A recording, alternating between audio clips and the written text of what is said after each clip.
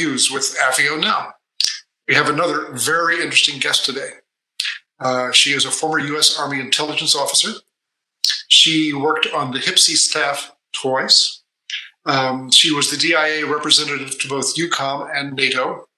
She was the director of Intel Community Affairs at Booz Allen.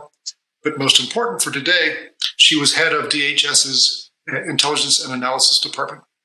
Please welcome Karen Wagner. Karen, welcome to AFIO Now. Thank you very much for having me, Jim. I'm happy to be here.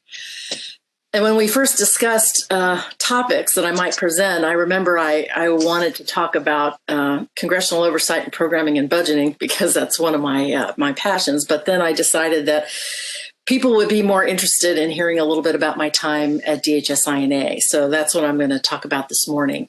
And I actually served at INA from early 2010, February 2010, till the end of 2012. So just under 3 years, which actually turned out to be the longest 3 years of my professional career. I'm going to share a little bit of my challenges with you. But first, I just wanted to talk a little bit, because it's sort of interesting, about how I got the job, which is a little unusual. I don't have a background in Homeland Security or law enforcement or counterterrorism. So it's kind of an interesting story. I had retired from the Hill.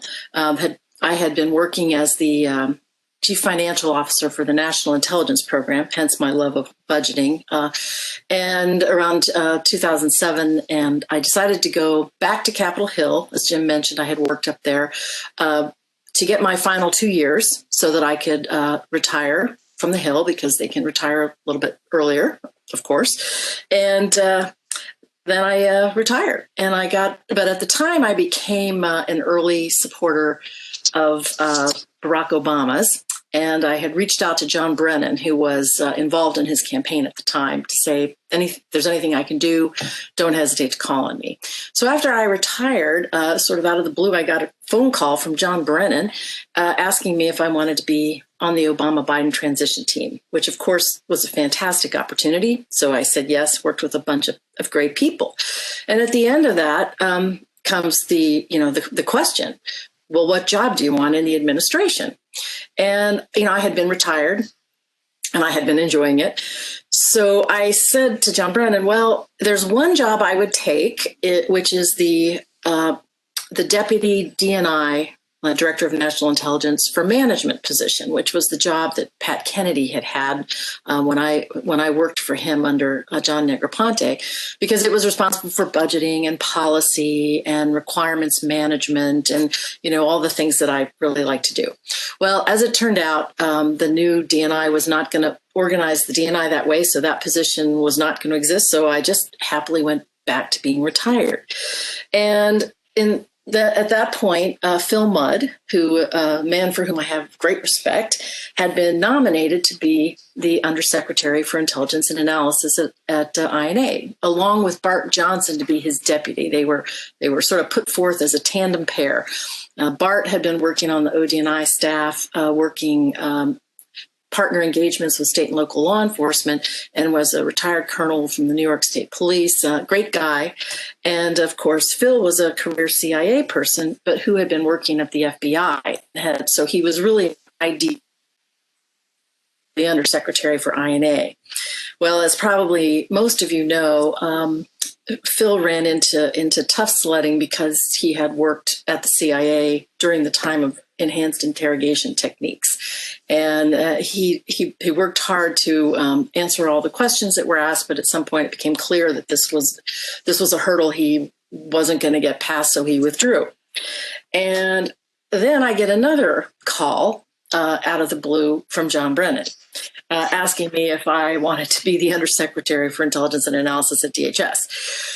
And I kind of figured, he never said this, but my speculation was they went, oh dear, who do we know that hasn't worked in the CIA that we can nominate for this job? And that was probably not going to be a very long list. So I thought about it, and I thought, well, how can I say no to this opportunity? So I went ahead and did it. However, soon after I was put forward, I got put on hold by a senator. And the senators can do these anonymous holds. They don't have to say why. And it was I and 49 others, none of whom I knew, just a list of 50 people, and no one could tell me why.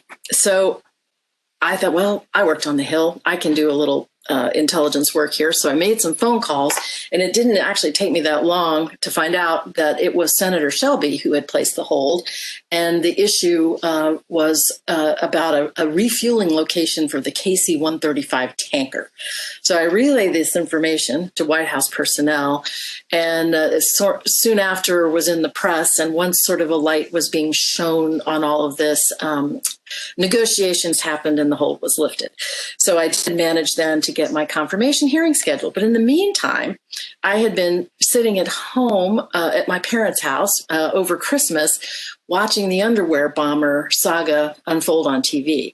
And, they're looking at me and I'm thinking to myself, what have I gotten myself into? So I go into my confirmation hearing prep in sort of January, right after the holidays, and it all of a sudden occurs to me, okay, I have not been involved in enhanced interrogation techniques, but I was in charge of analysis at DIA during the time of the Iraqi WMD debacle. And I'm probably going to get a lot of questions on that. So I spent many hours preparing to be asked questions about rocket launcher tubes and mobile biolabs, only to have not a single question get asked at my confirmation hearing. And then I finally was ready to start the job. So in my confirmation hearing, I got asked, well, INA has it's a troubled organization. They don't seem to have found their way. What are you going to, how do you understand their mission? And what are you going to do to improve the situation? And at the time I was thinking, well, it doesn't seem all that different to me from what I was doing at DIA. I was running an analysis for a large department, trying to serve the secretary and the staff, the OSD staff. I was also trying to focus support to the components of the department, the services in DoD. The components in DHS looked kind of similar to me, and also trying to push information out to forward deployed locations at the unified commands. And so at DHS, it was a little different. Your deployed locations were your state and local law enforcement partners and your IOs that were out there. And of course, with DHS, there was the added wrinkle of engaging with the private sector, which was something I hadn't done. But this all looked like, a known problem that that I could attack. So once I got into INA, I quickly learned that it was a lot more complicated than I thought. Most people think of INA as an analytic organization, but I discovered when I went in there that it had more missions and more customer sets than any place I had ever worked by an order of magnitude. Not only did they do analysis, they were responsible for requirements management and running a large reporting program, intelligence information reporting from within the department. They were responsible for counterintelligence for the entire department. They had a large training and education activity because they were responsible for training people both in the components, but also folks at the fusion centers that are out in the state areas and major urban centers. So analysis was a part of the mission. It was far from the majority of the people. There just really weren't that many analysts there, and they were spread out over a wide variety of analytic missions. So it was a challenging perspective. But today what we're going to do is focus on sort of three key areas that most people knew that we did and where there was some sort of level of churn or controversy. And that was the all source analysis mission, specifically vis-a-vis counterterrorism, the information sharing portfolio that DHS and INA was given to ensure that as much actionable information as possible was shared with our state and local law enforcement partners, which was a lesson that we had learned from 9/11, and also going back even further from Timothy McVeigh and the Oklahoma City bombing, because as you all may remember, he was stopped for speeding by a cop around the time of that incident. So there were significant challenges I discovered kind of in each area, so we'll just kind of walk through those.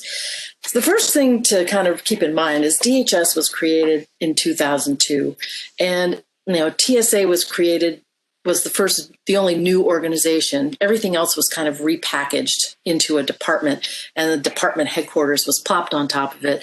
Not very well thought out and very under-resourced for a department of its size and complexity. So there were a lot of people just trying to figure out where the bathroom was for a long time. So with DHS being created in 2002 and NCTC being created in 2004, NCTC had a big advantage in moving into this space. It was built on an already existing capable organization, the Terrorist Threat Intelligence Center, the TTIC, that had been created by John Brennan. And it had, all of the infrastructure and organization and management and money of the intelligence community behind it. So it hit the ground running. DHS was literally still trying to find working bathrooms at the Nebraska Avenue complex in DC. So there was a significant overlap at the time of analytic responsibilities in CT. And by the time I came on board, in the 2012 timeframe, so 10 years after DHS was formed, NCTC had already matured into a very capable and dynamic organization. And INA, frankly, was still struggling to find its niche. More than a third of its billets at that time were unfilled. And as I mentioned, there weren't that many analytic billets to start with. So there was no way that it could compete, to use bureaucratic terms, with NCTC. And it was really struggling to find its niche. So we tried at that point to add value by focusing on our analytic efforts on data that the department owned and had collected in the course of its legally authorized activities in Customs and Border Protection and ICE, Immigration and Customs Enforcement. They generated a lot of useful information, the border and counter information that CBP had every day, and also all the travel data that CBP was collecting, CBP and TSA, to manage the watch listing programs and the no-fly lists. So we had a wealth of valuable data, and we were trying to focus on that. But by the time I left INA, we had succeeded in finalizing a bunch of information sharing agreements with NCTC. So they were now starting to get all of that same data from us for them to add to all their other data and do analysis on that too. So it became sort of a challenge. And NCTC also, as they grew and got more people and got better at what they were doing, started moving into the information sharing with state and local realm by creating dedicated products for state and local customers and placing them, it was a pull system rather than a push system, but a lot of great stuff. So it's for the taxpayer and the mission, it was good. If you're sitting at INA, it was a little challenging. Like, okay, so what do I do now? Well, now let's talk a little bit about the FBI, a whole nother challenging issue. Again, DHS created in 2002. The FBI created in 1908.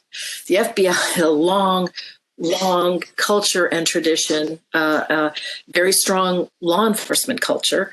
Even though the Intelligence Reform and Terrorism Prevention Act of 2004, formerly known as the IRTPA, had also made them a domestic intelligence agency as well as a federal law enforcement agency. They were wrestling with how to do that and the law enforcement mission at the same time. The two cultures resided uneasily together. It's kind of an understatement. But the bottom line is when DHS was created, the statute is long and detailed about what we were going to do, including how the headquarters was going to be organized and a lot of information that really shouldn't have been in the statute, because now every time DHS wants to change its organizational structure, it needs a law to do that, which is crazy. But since FBI has been around forever, it doesn't have a long, detailed statute. Its legal foundation is, go catch bad guys. Here are the special federal crimes you're responsible for. Go catch bad guys. So our mandate to share information with our state and local law enforcement partners kind of overlapped with existing relationships that the FBI had and needs to have in order to do its job. And the FBI never really liked DHS. It's fair to say, I think. And also, at least at the time I was there, didn't understand a lot of DHS's statutory missions, particularly what CBP and ICE were doing. There was quite a bit of friction when the law enforcement elements bumped up against each other.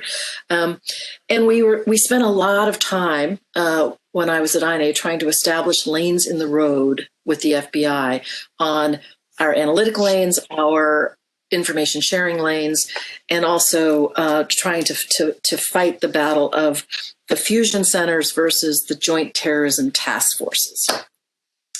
The FBI, for reasons I really still don't completely understand, seem to feel threatened by the concept of the fusion centers they were created in the wake of 9/11 as part of this information sharing environment to try to make sure that not only did the feds share as much information as possible with our state and local partners about, actionable CT-related intelligence, but that we had a way to get from them information that was potentially terrorism-related and useful.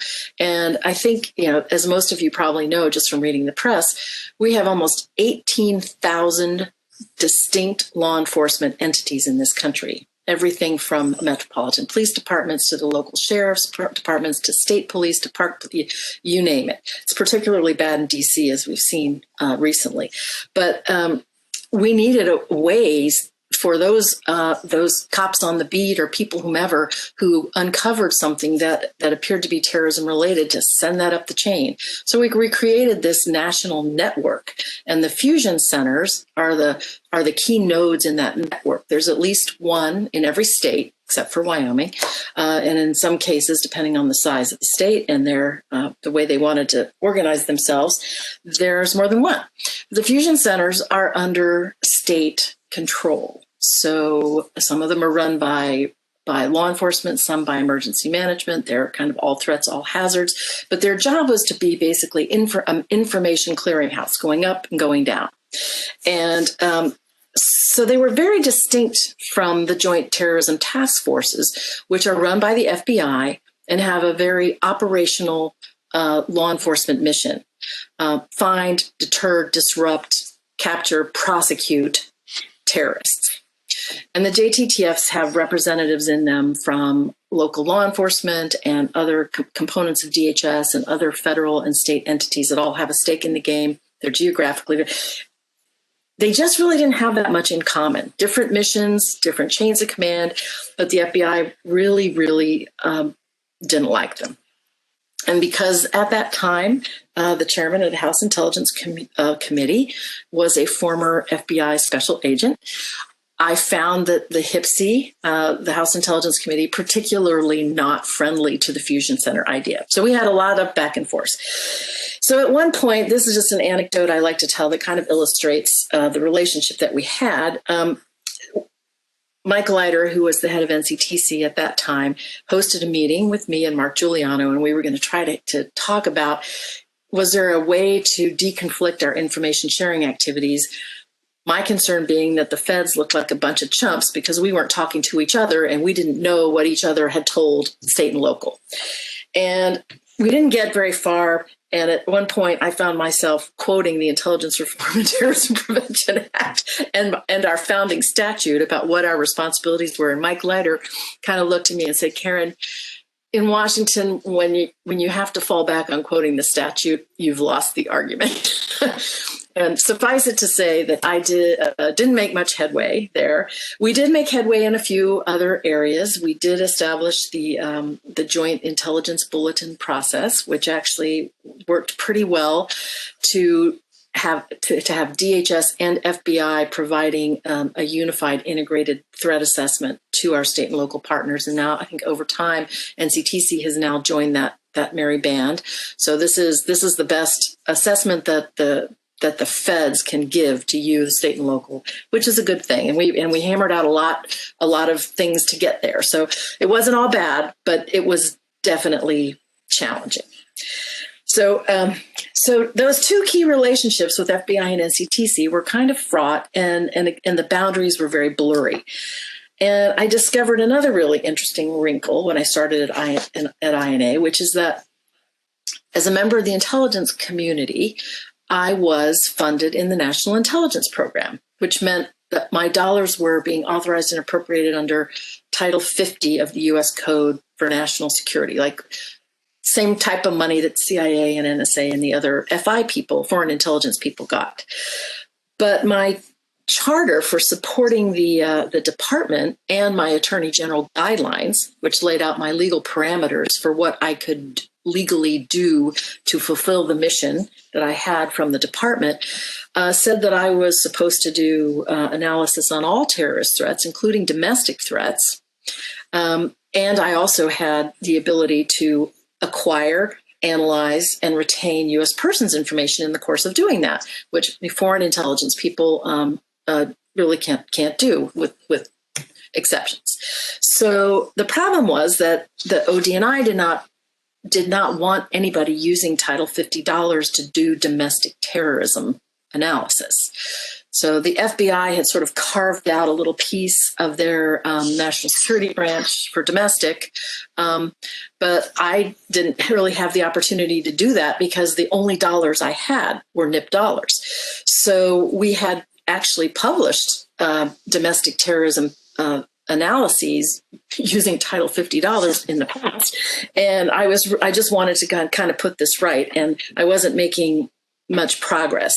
So what I decided to do was try to carve out a piece of my budget that was not National Intelligence Program funded.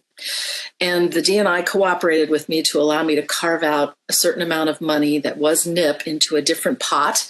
And that allowed me to go up to Congress, also to the appropriators, and say, why don't you add some money, if you would like to, and put it over here? And that way it doesn't have to be authorized by the intelligence committees, who were, shall I say, not very friendly to a few things I wanted to do. So I actually succeeded in creating a Homeland Security Intelligence Program, a small amount of funding in my program that was not NIP Title 50 dollars.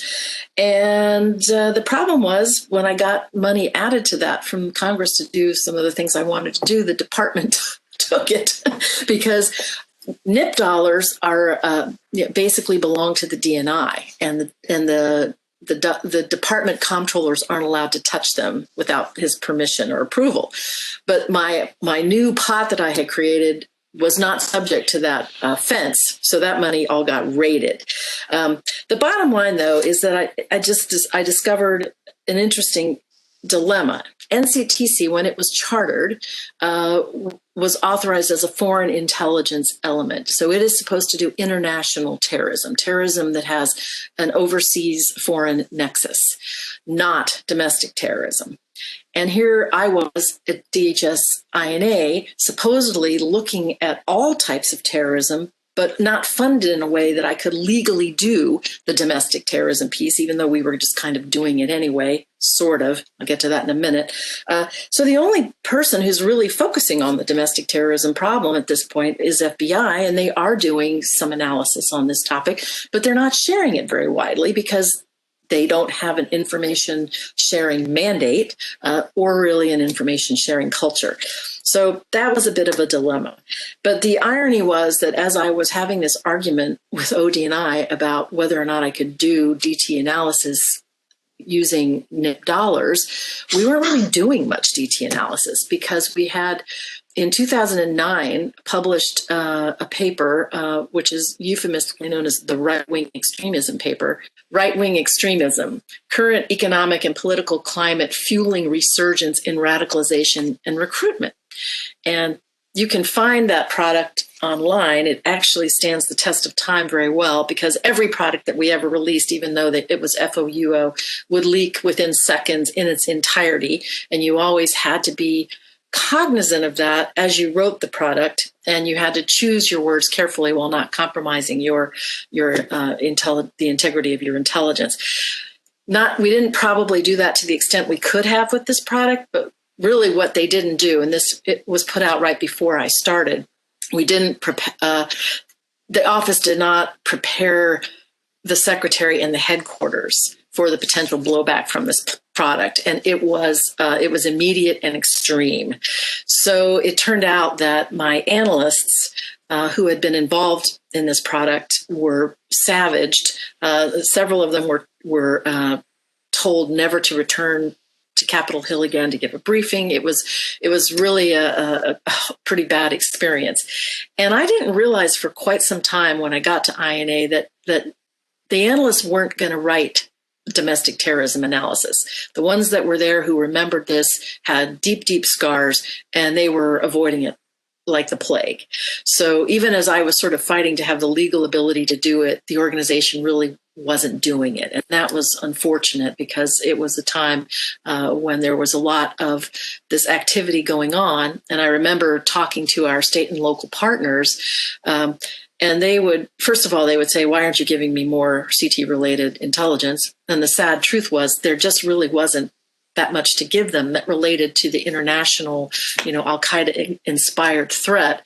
And then they would say in the next breath, but what I'm really worried about is not Al-Qaeda, it's sovereign citizens.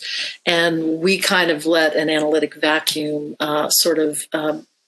fester there, I think, because people were gun shy. And part of it is because we just hadn't really sorted out who does what to who and the best way to do this. So I feel that the Director of National Intelligence's responsibility and the intelligence community's responsibility for intelligence in the homeland is still not clear. It's a bit of unfinished business from the Intelligence Reform and Terrorism Prevention Act. And, the DNI took some steps to try to move into that space when the Intelligence Reform and Terrorism Prevention Act said that it's not the NFIP anymore, the National Foreign Intelligence Program, it's the NIP, the National Intelligence Program. And the DNI is responsible for analyzing all threats, foreign, homeland, domestic. And we never really sat down to think about what does that mean. And the DNI created some DNI representatives in the homeland, which was a good first step.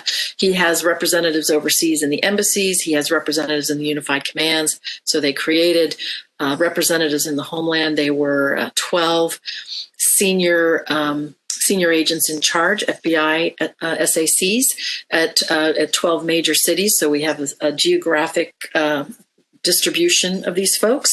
So that was a good thing, but we've never actually figured out what we want them to do.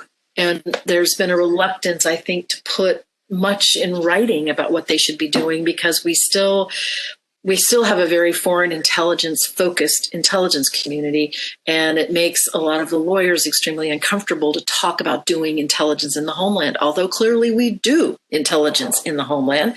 The FBI, a member of the intelligence community, does foreign intelligence collection in the homeland under Title 50 against U.S. persons, and it's all perfectly legal.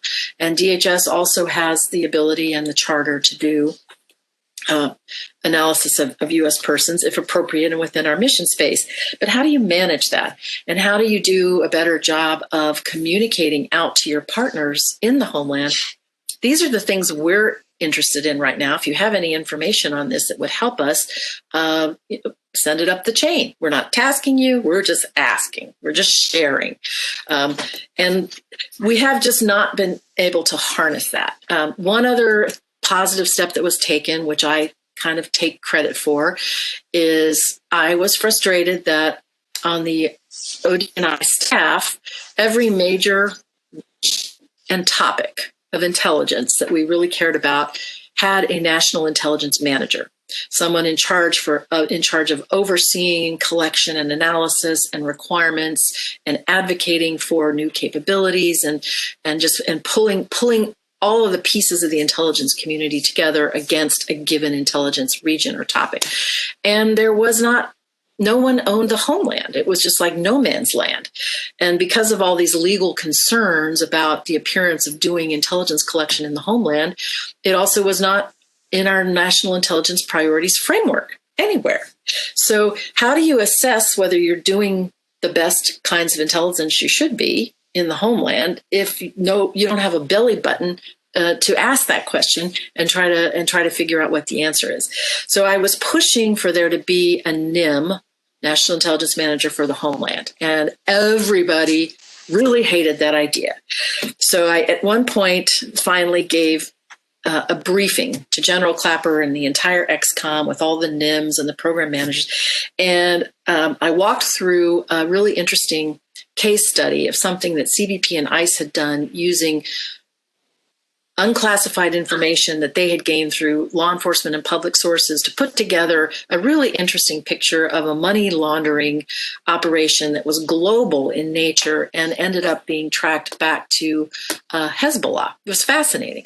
And so my argument to the intelligence guys was, don't you think that there's some value here if we can come up with a better way of working together in a legal and appropriate way?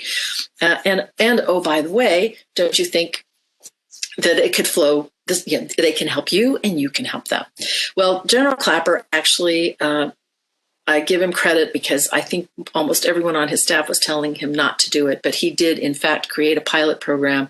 And while there is not a NIM for the homeland per se, there is a NIM who is responsible for the homeland, and that is the NIM for, transnational crime, the homeland, and Western Hemisphere.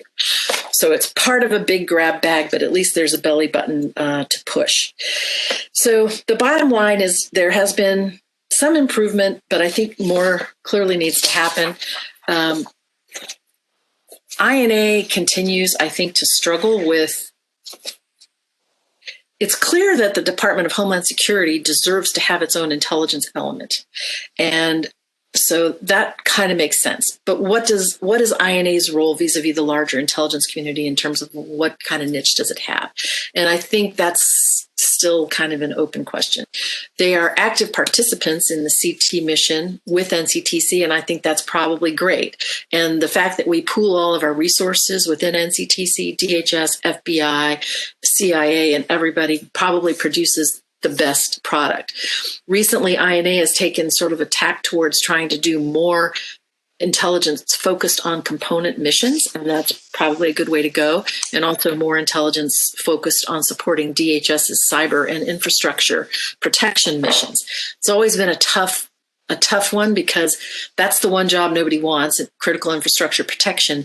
But there's not a lot of intelligence on that. There's some, but not a lot. A lot of it is about risk and vulnerability and how do you pull those things together. But anyway, INA is, I think, turned internally a little bit, and that's not necessarily a bad idea. The bigger issues of who's going to do domestic terrorism analysis, who should do it, does the FBI need more legal authorities in this arena, which I think they do, and other things, we need to have that conversation. And it's pretty clear that that conversation is starting in the wake of the events of January 6th, and the Biden administration is going to take a good hard look at this. So I think we're going to see some changes coming up. But I just thought that some of my early experiences and challenges might be interesting in light of what everybody's reading in the paper now. And I'll stop there, Jim, and let you ask me any questions that you might have. Karen, fascinating insights into a rather complex but also terribly important topic. You touched very briefly on the collection activities of CBP and ICE, but could you elaborate a little bit more on the overall intelligence capabilities of DHS INA? I'll talk about the intelligence capabilities of the department writ large, because I said DHS INA had mostly but not so much on collecting. What we had a bunch of intelligence officers that were forward deployed out to the fusion centers, and the word we used to use out there was gather. We didn't want to make it sound like we were out there collecting against U.S. persons, which we weren't. What we were trying to do was get information that local law enforcement had already gleaned through its legal exercise of its authorities that that was pertinent to a topic we cared about that could be reported back and shared. But the more important piece is the intelligence capabilities of the department writ large. I think a lot of people don't understand the size and sophistication of the intelligence elements of the components of DHS, particularly Customs and Border Protection.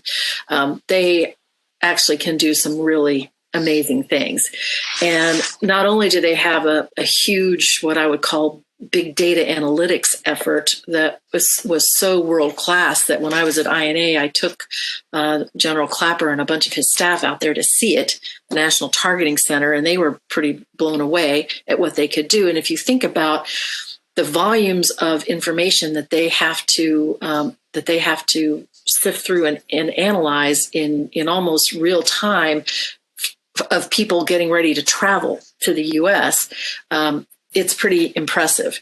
And they also must have their own sort of organic intelligence capabilities to prosecute their missions along the border. So they do a lot of law enforcement technical collection, LETC, which is what the law enforcement guys, basically call SIGINT. And they have an air and marine operation that flies fixed wing and unmanned vehicles and does sort of geospatial collection and analysis at a site in California. That it's pretty impressive. And ICE, Immigration and Customs Enforcement, has a very a large intelligence element as well, focused on immigration's enforcement, but also on other missions for which it plays an important lead role, like human trafficking. They basically run the human trafficking center, and they put out some really, really good information. So, and of course, the Coast Guard, which is an independent element of the intelligence community, has a very sophisticated intelligence apparatus that runs the gamut. It's like all the other services, just smaller, and I would submit better. I love the Coast Guard, but so there's a lot of intelligence going on at DHS, and the Congress at certain points in the past has said, well, why don't you have a military intelligence program like construct in DHS? Because for those of you who are familiar at all with the budgets, the NIP is the national program that the DNI manages. The MIP, the military intelligence program, is the aggregation of all the defense intelligence capabilities that are, at the tactical operational level under the control of the SecDef, and the USDI sort of oversees that. But it's a way to pull those pieces together and make sure that they operate together when they need to in the joint environment, but also make sure that they plug seamlessly into the national environment. So the USDI and the DNI work very hard to keep the NIP and the MIP mutually reinforcing. And it seems to make a lot of sense to apply that model to DHS at some point in the future. They would certainly benefit from some integration of their, even within Customs and Border Protection, the sectors themselves weren't even integrated in terms of having their equipment tip and cue each other when somebody moved from one sector to another. So there was a lot of room for improvement there. And a lot of people thought that creating a MIP-like structure in Homeland Security to manage that, and having the undersecretary of INA, who is the department's chief intelligence officer, sort of have a benign oversight role similar to that of USDI. I think that makes a lot of sense. But there's a lot of capability in the department that people are not aware of, extending up to airborne reconnaissance and a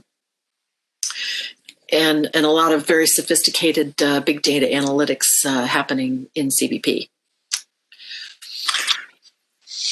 Karen, as you well know, the Department of Homeland Security is now almost 20 years old.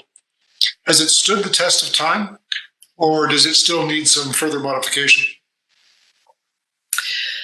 Well, one thing that is harder than just about anything else in Washington is uncreating anything that's been created. Things just tend not to go away. And I know a lot of people, I think, were hoping that DHS was going to go away, that it was a reaction to a specific point in time, and that it would, eventually kind of, I don't know, fall under its own weight, or people would think better of it.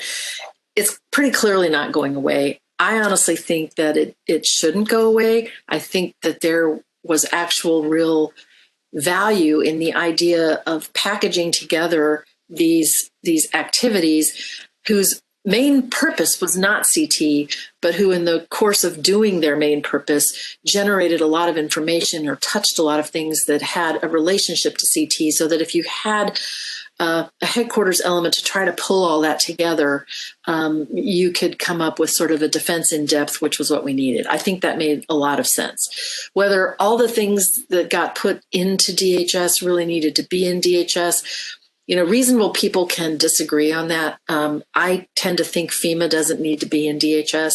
From a CT perspective, there's not that tight of a linkage, and it's a huge, complicated, and sometimes politically controversial component that takes a lot of time and attention from the secretary. And I can remember, being in morning briefings with her when we had important terrorism information to convey, and a lot of her time was spent talking about wildfires in California and hurricane response. So I'm not sure that actually adds to any synergy by having it in there. And I don't know that the Secret Service needs to be there either. Although the Secret Service, candidly, I used to say they weren't much of a distraction because they just stayed to themselves and did their own thing. But then they became a distraction when they started having, sort of a wave of political scandals.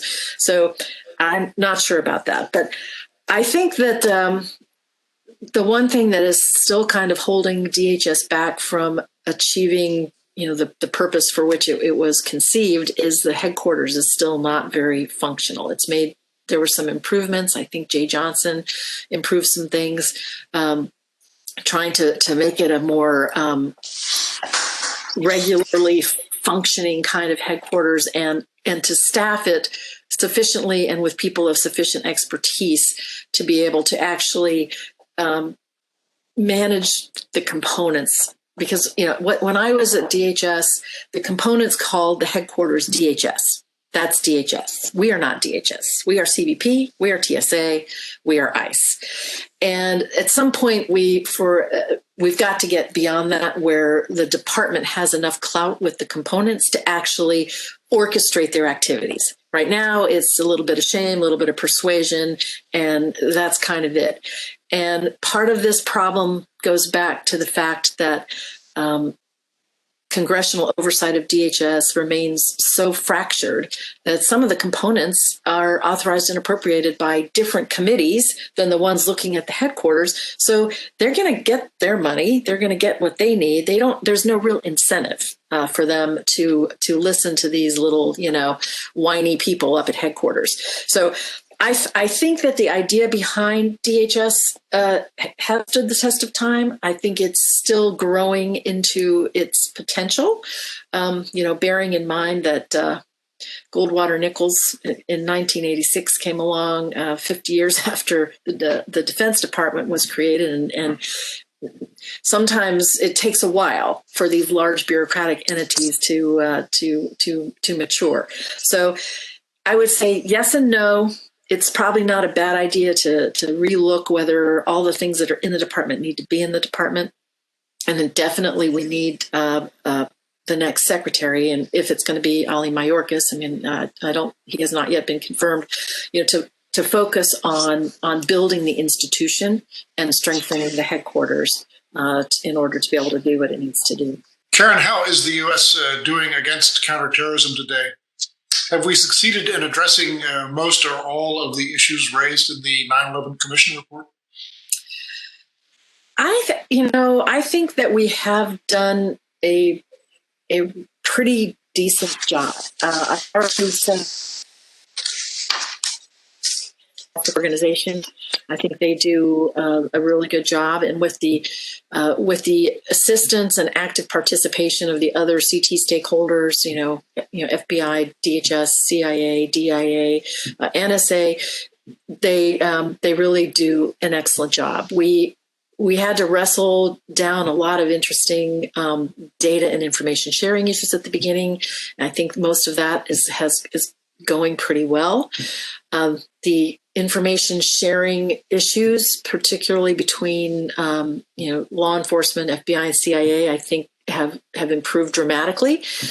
The congressional oversight piece is still very broken. That was a recommendation of the 9/11 Commission that never got addressed. I think the unity of command issue about responding to, how we integrate the response to an incident when it crosses the boundaries of some of these 18,000 law enforcement organizations. I think we still struggle with that. And that's something that's a big issue for us here in Washington as well. I know that as we've sort of, as a nation, started to pivot a little bit back to focusing more on potential peer competitors and sort of less on CT. There have been a lot of voices like Russ Travers saying, let's not take our eye too much off this ball because we've done a lot of good things and we've got a lot of great things in place, but complacency is not a good idea, and we need to be able to continue to maintain this sort of level of awareness and professionalism, even as we try to focus our intelligence resources against some new and emerging problems.